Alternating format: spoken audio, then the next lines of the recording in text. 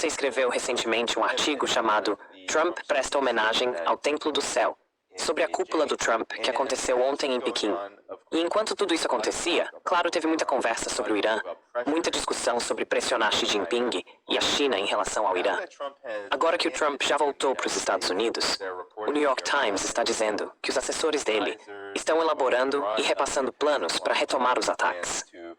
Isso apesar de o próprio Donald Trump ter dito, na verdade, acho que foi nas últimas 12 horas, que ele nem chegou a conversar com Xi Jinping sobre o Irã e o Estreito de Hormuz.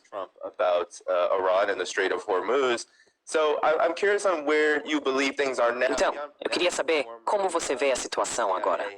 O Leon Panetta, ex-diretor da CIA, disse recentemente que o Irã está com uma arma apontada para a cabeça dos Estados Unidos no Estreito de Hormuz.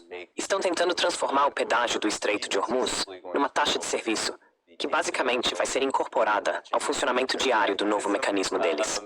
E parece que o Trump não tem muitas boas cartas para jogar. Foi exatamente isso que o Panetta disse no artigo dele para The Times. Então, o que você acha de tudo isso? Parece que tanto a China quanto o Irã jogaram muito bem, tanto na cúpula, quanto em tudo que está acontecendo em volta dela.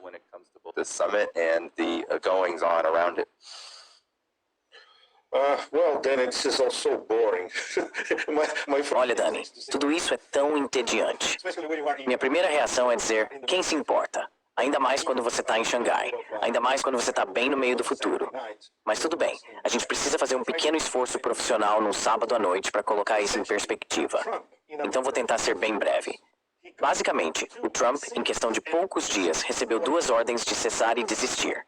Primeiro do Putin e depois do Xi Jinping. Ele percebeu isso? Claro que não. Tá, vamos voltar um pouco. Quando o Arakshi foi para São Petersburgo, ele se encontrou não só com Lavrov, mas também com o Putin, e explicou a posição do Irã em todos os detalhes por 1h30.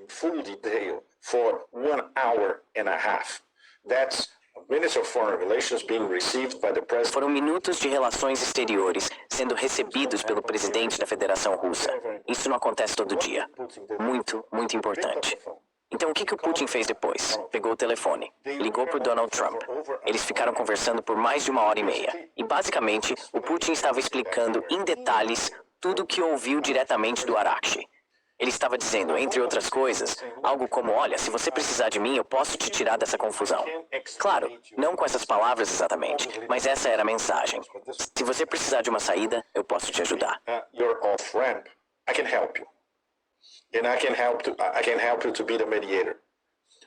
posso te ajudar a ser o mediador com o Irã. Mas essa foi a primeira ordem de cessar e desistir.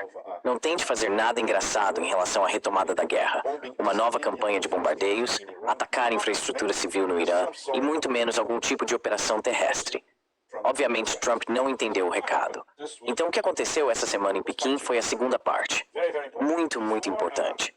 Na quinta-feira, enquanto Xi e Trump conversavam, começava em Nova Delhi a reunião dos ministros das relações exteriores do BRICS, que, para resumir para você, Danny, e para todo mundo que está ouvindo, foi um grande desastre. Foi ruim, sim. Caos. Foi o pior que podia ser.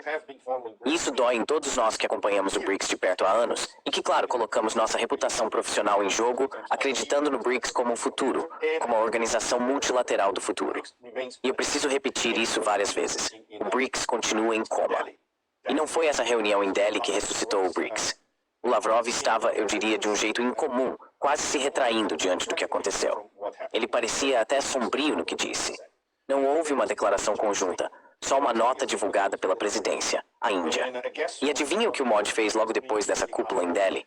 Ele começou uma viagem que passou pelo mundo árabe, vai seguir para a Europa e firmou uma parceria mais próxima com os Emirados, que, aliás, na prática, estão em guerra com o Irã.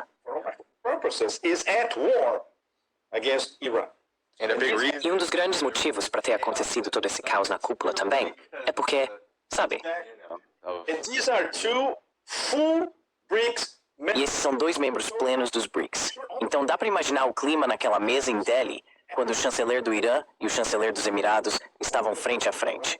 A situação quase chegou ao ponto de briga. E claro, quem estava fazendo a mediação? Basicamente o Lavrov, por causa das boas relações que tem com os dois lados. O Wang Yi, ele estava em Delhi? Não. Porque o mais importante era estar ao lado do Xi, em Pequim. Grande Pepe, enorme Pepe, mais uma vez. Nós trazemos uma entrevista única do Pepe aqui no meio internacional, que dificilmente chega ao Brasil, principalmente de forma aprofundada. Pepe aqui nos traz um dos acontecimentos mais importantes agora de maio, que às vezes parece ser ontem, a extrema importância da ida da delegação do Irã à Rússia, o que foi conversado por lá, o que está acontecendo no BRIC. Então, o Pepe, normalmente, nessas entrevistas internacionais, ele traz um aparato geral sobre o que está acontecendo no mundo, o que ele está acompanhando enquanto ele viaja entre Xangai, Moscou, Pequim, o que ele chama de Turcomenistão.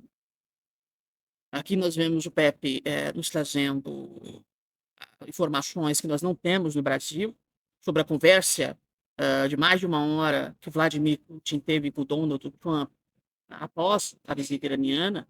Né? Obviamente, os russos fazendo essa gestão de risco e de comunicação, dado toda a questão implicada na Ucrânia, muito difícil que Vladimir Putin, dada a sua habilidade geopolítica, iria receber o Irã durante um conflito desse sem conversar com Washington, sem deixar claro para Washington o que foi dito e, obviamente, como Dmitry Peskov já havia falado, buscar uma ajuda russa para intermediar a situação. Logo depois, nós podemos falar dos BRICS. Né? A cúpula dos BRICS esse ano vai ser na Índia. O Pepe acusa a Índia muitas e muitas vezes de traição dos BRICS e traição do sul global de forma mais ampla, sobretudo por causa da aliança da Índia com Israel, apesar de tudo que nós estamos vendo acontecendo em Gaza e no Líbano. Né? Para além disso, a Índia, de forma constante, tem uma posição extremamente ambígua, no qual ela se aproxima do sul global e, ao mesmo tempo, ela faz alianças específicas e importantes com os Estados Unidos da América, seja na questão de inteligência artificial, seja na questão de segurança, seja nas questões de tecnologias mais amplas.